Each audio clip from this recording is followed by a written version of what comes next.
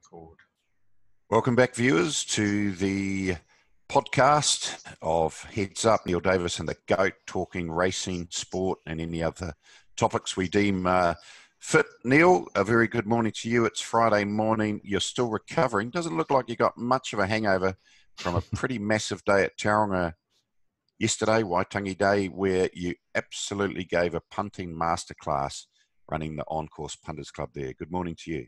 Morning. Yeah, thanks, Goat. It was just one of those days where everything, well, nearly everything goes right, and we all have those, and it's good when you've got a few hundred punters on course who are trying to root for your horses as well. So it was a really good day. Started off with a hiccup. Should have backed the winner, Bad and Bijou, but it's a long story, but no excuses there. Then we got on to, what was it? Neeson. Yeah. Neeson. And almost got talked out of that by the trainer, but I thought, no, it's a good bet. So I stuck with it just as well. Had to survive an inquiry, a frivolous inquiry. So these stewards told me afterwards. But and then what do we get on to? Acutus. On demand. Yeah, that was. Yeah. She looked so well before the start. I was tempted to put more on her. And you were on her too, weren't you? I think you said you're back there. Yep, we had a little nudge on her thanks to a little heads up from the previous jockey saying it was a pretty good horse who was out injured. So thank you, Chelsea. Well done. Yeah, and I will talk about her in a sec too. She looked so well before the start, and I thought, well, the inside's no disadvantage and should lead. And was hassled a bit, but mid-race, but she had that will to win. She showed in the previous two runs, so that was good. And then on to Acutus, and it just looked the obvious one to me, so I thought, oh, crikey, we'll go nearly all chips in. So it was 6-2 something on Acutus. Went to put the bet on. Had to hover around the Dan operator machine for about 30 seconds while they tried to accept the bet. Then it came up rejected at $3.20. I thought, oh, stuff, yeah, let's try again. And the price had gone out to $3.40 just after that. I thought, okay, let's try again. So we got the same amount on, 6-2 for $3.40. So we got an extra $1,200 or so. I was quite amazed. Extra, yeah. And good ride. And the pace was set up nicely for him, wasn't it? Got out and hit the lead and kicked. Never in doubt, really, was it? No, it was a good one. So 22,000 back from that, and then a small bet on low profile in the last race. If I thought about it a bit more, you always learn from this thing, and if I did it again, I would definitely put, say, 5,000 or 6,000 on Nasha Riva, because she did look really well, Opie Boston factor, and it would have been nice. But anyway, we got, $60-odd for our $10, so people were happy. I don't think anyone's complaining. Yeah, you mentioned Chelsea Burden before. She's back doing track work, I hear. She told me she should be back riding maybe next week, which is pretty amazing given that she was hobbling on Karaka Million night when she came and had a chat to the BGP room. But she's a pretty determined young lady. So, she'll be back in the saddle much sooner than probably you or I would be, Neil, put it that way. Oh, young and fit. No, great to hear. And talking about hobbling, when pre-defer, I was hobbling afterwards. I took the egg on the face there, but gee, it was a really good win, wasn't it? That was a good horse's win. Yeah, I think it was a pretty good edition of the Taranaki Cup. Good field. Yep. Gallardo probably went a fraction early again. Didn't want to be unlucky, so pulled out of the 1-1 at about the 500. Probably got to the front, but no excuses. Pre-defer too good.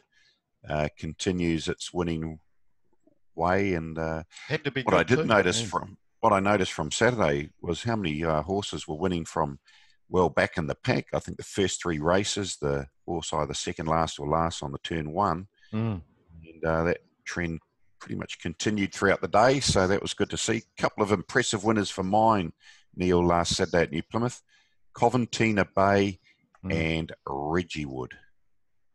Yeah, Coventina Bay. You could see when she got that gap on the inside, the others had gone fairly hard up front, and the way she finishes off, gee, she put her head down, didn't she, and just reeled it off. And I think the trainer said, Robbie Patterson said afterwards, she was only 70% ready. So, crikey, Dick. She's in for a good campaign, ending at Tiara probably, and early April in the Thoroughbred Breeders maybe. you mentioned. Could be the right race for her if she keeps progressing the way she is. Yeah. Just on that, we'll talk on Reggie Wood, and then we'll come back to a couple of those trials at Tauranga too, because I saw a horse there that looked in pretty good nick as well.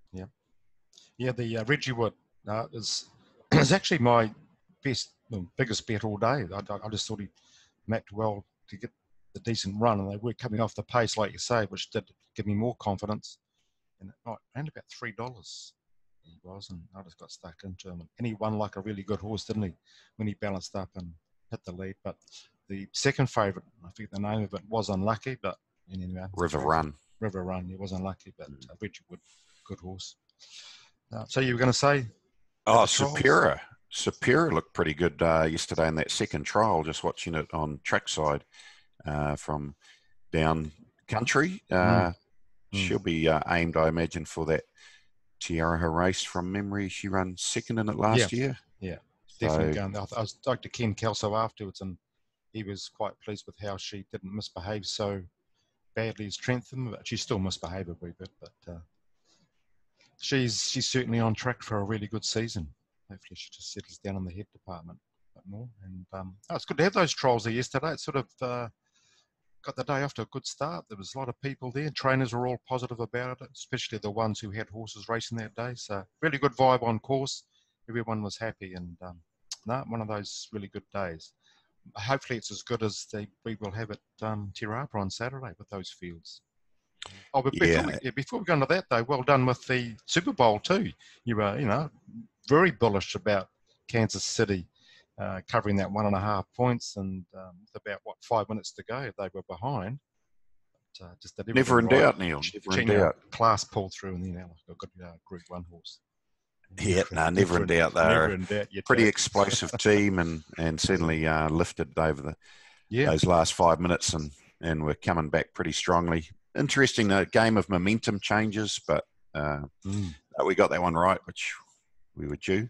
Yeah. Well, they've looked after us twice in a row now, so no more American football till September though. So we'll refocus on the core winter codes of rugby league and our old favourite AFL. So they'll be the flavour of the month for the next 6 months on the sporting landscape. Saturday Te Rapa, 4 real good races, isn't there? 2 Group 1s, 2 Group 2s, some real quality horse flesh lining up.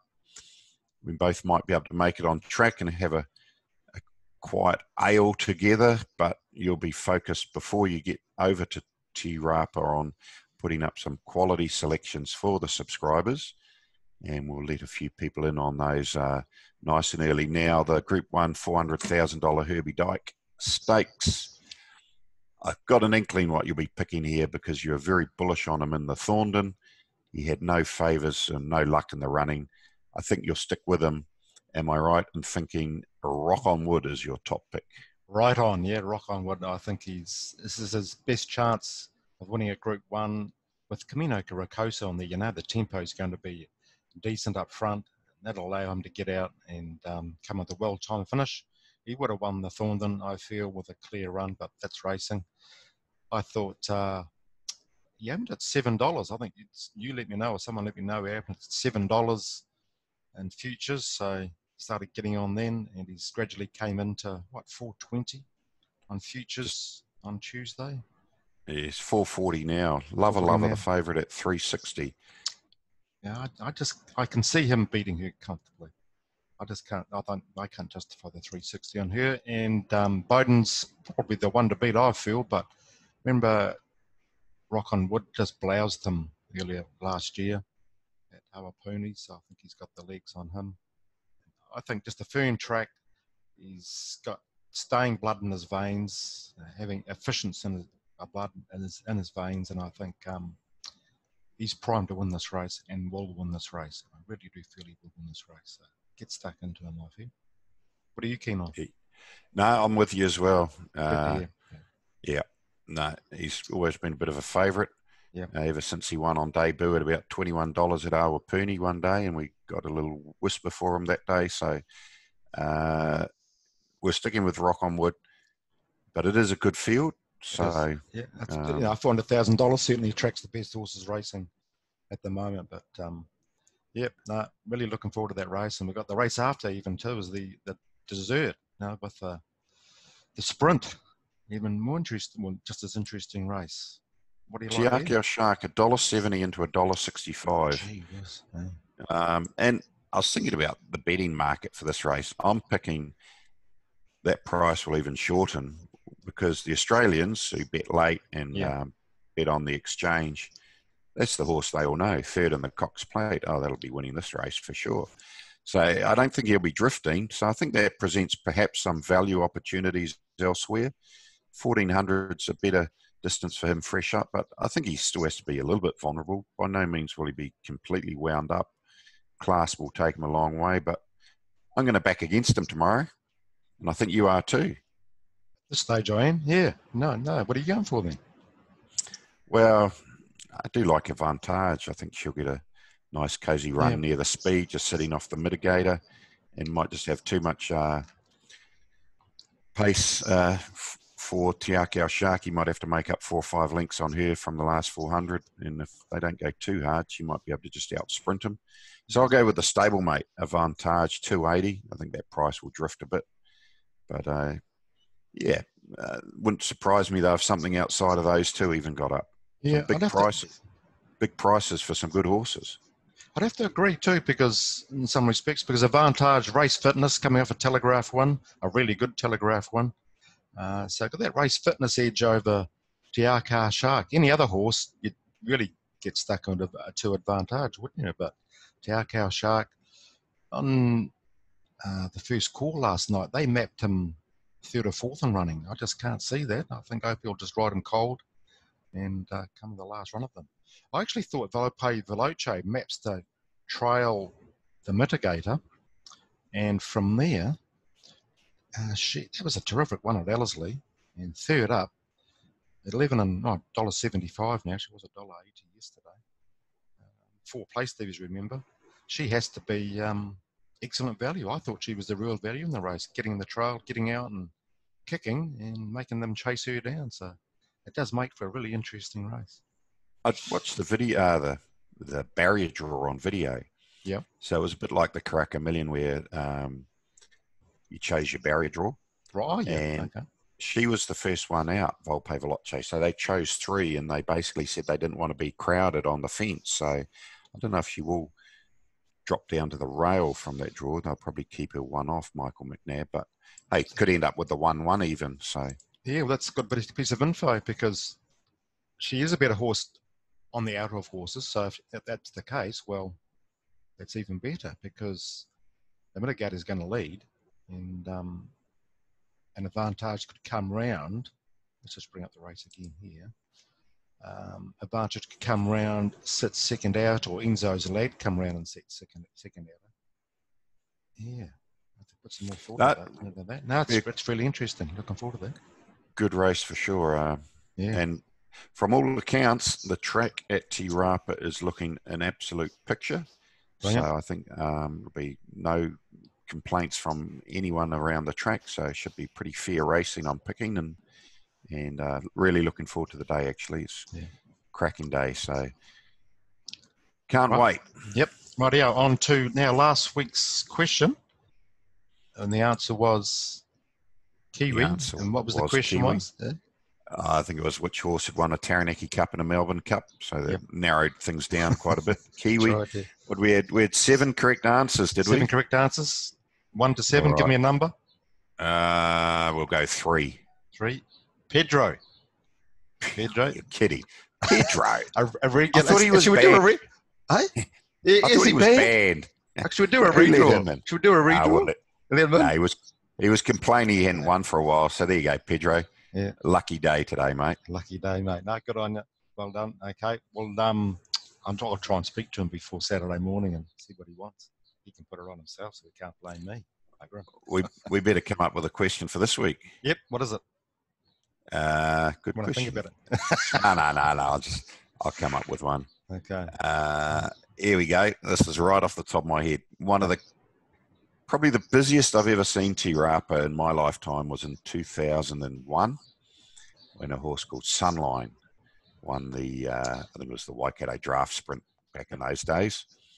Want to know the name of the horse that runs second to Sunline? It was a pretty handy sprinter in his own right, and he went on to win a group race in Brisbane from memory. So who ran second to Sunline that day in 2001 when Te Rapa was packed to the gunnels? Remember that day well, actually, Neil. I actually backed the last 6 winners that day, just out of interest. You always remember those kinds of days, don't you? Sure. Yeah, I do. This race, I remember I think I got a decent slice of the Quinella, so that's how I still remember who ran second. So, no, all answers, text or email to Neil, and you could be next week's multi-winner. Usual routine, 027 352 6402 or formpro@formpro.co.nz. Make it by Monday night, and you'll be into win next week's multi. Right. Sports question. Sports selection. You're on form. I know you're confident about this one, so I am actually. The price has moved a bit, but we'll stick with them. I quite like the look of this Highlanders side, taking on the Sharks, who won, I would say, rather unimpressively last Saturday against the Bulls at home. They've made the trek over the Indian Ocean and the Tasman Sea to play the Highlanders. Good young team, the Highlanders. I think they've got a bit of upside to them this season, and I know a lot of people are writing them off with the retirement of Ben Smith, etc. But I'm picking they'll come out of the blocks pretty quickly for their opening game, and the line has moved out to 7.5. So we're tipping Highlanders minus 7.5, but the price is $1.95, which isn't too bad, I thought. So that's the Goats sports bet of the weekend. Highlanders minus 7.5. Just remind all viewers, Super Rugby games on a Friday kick off half an hour earlier than normal. So kick off 7:05 p.m. tonight, Friday. Friday, I'll make a little note for that for subscribers too to get on, because I know people like myself like to multi one or two horses into probably a nice little multi into Rock on Wood. I'm picking, Neil. Yeah, true. I've got a few multis finished on Rock on Wood, so what's one more? Right, Brick Bats bouquets. I know you got a good bouquet to give out. Yeah, I did something I hadn't done since 1992. It's funny how your memory brings back. Was the last time I went to Tuhuraniki was the day Martin Crowe scored a century in the opening game of the Cricket World Cup in 1992. And I went back there yesterday for a day out, and I was very impressed with what I saw. Big crowd, not as big as the 2nd of January, they tell me, but it was still a very vibrant crowd. Plenty of opportunities for the picnic makers to find a spot in the shade, and you needed to be in the shade yesterday. It was pretty warm out there.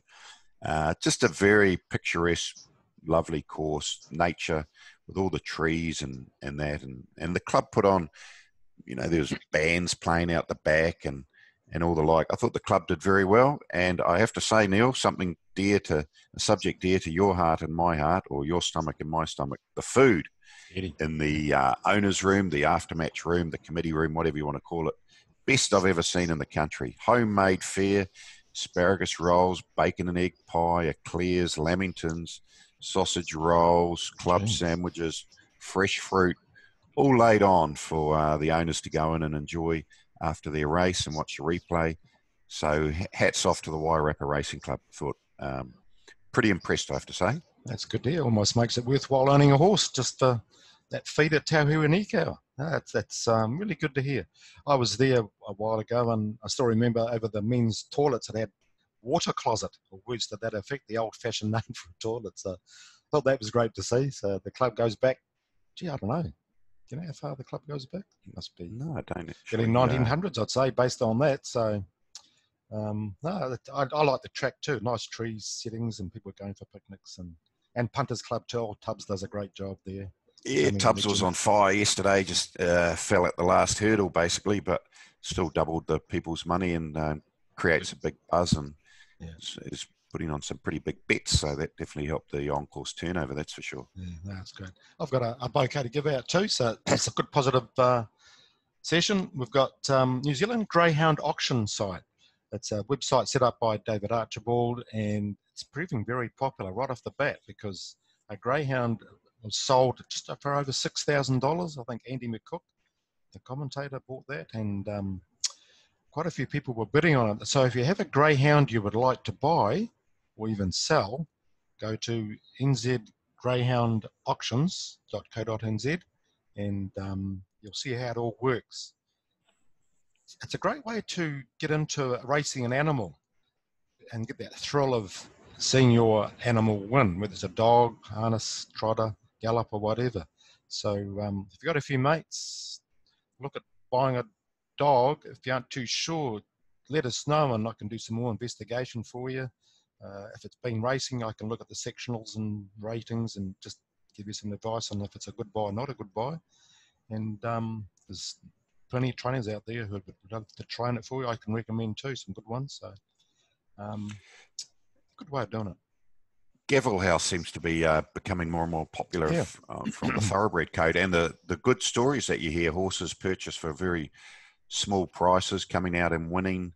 There's one the other day, I can't think, they bought for only $1,000 and won first. The Fullers, that one at Matamata, $20 shot, Valetti, something like that. That's right, he talked about that on Sunday. Yeah, paid it's paid $1,000 for it 6 months ago, and it comes in and wins first up. So, yeah, stories like that are positive. So, yeah, you don't have to travel all the way up to Auckland to buy a horse at the sales. You can do it in the comfort of your own lounge, basically, and check out the photos and all that sort of stuff. And yeah, so it's good way of doing it. Just on the greyhounds, Neil, we'll put in a shameless plug for the Commentators Day, which is held at the Palmerston North Greyhound Track there, March the 16th. You and I will be in attendance. That's probably a reason for people to stay away, but you never know. Plenty of food there. Day, actually. There'll be food there. There'll be alcohol there, and there'll be 15 of the best commentators around Australasia in attendance, each calling a race. Cool. So Gallop's commentators, Trot's commentators, Dogs commentators. We've got 3 coming over from Australia, including Victoria Shaw, the female caller from Melbourne. So great. Should be a good fun day to rub shoulders. Too. She's good. Yeah. Rub shoulders with a few legends and a few reprobates like you and I. Would love the level, really. So no, I'm looking forward to that. There's terminating pick 6 on that day too, 25k, and I'll definitely get a syndicate for that. So look forward to that, subscribers, and we'll have a really good day. Hopefully it'll be as good as we're going to have tomorrow at Te Rapa. If we can't have a good day, even if we don't back a winner, it's still going to be great watching all those horses parade and go out and do their thing with, Te Akau Shark going on to Australia, and maybe 2 or 3 others as well going on there over the next few months. So, yep, top class day racing, fine weather. What else could you ask for? Eh? Nice cold beer. We'll look forward to one of those, actually. And actually kicking on, and luckily enough, going to the Chiefs and Crusaders game afterwards. So it's going to be a big old day in the Tron tomorrow. Who's going to win that? I'll pick the Chiefs. Yeah, I think they're playing well, upset. They? Well, just their team looks pretty solid. So at home, they'll have a big crowd there. So, yep, I'm picking the Chiefs in an upset on that one. Yeah, it's going to be a great day. Oh, well, thanks everyone for watching, and if you want to win that multi next week, get into that, and hopefully we found a winner for you, and you can make a few dollars. Catch you next week.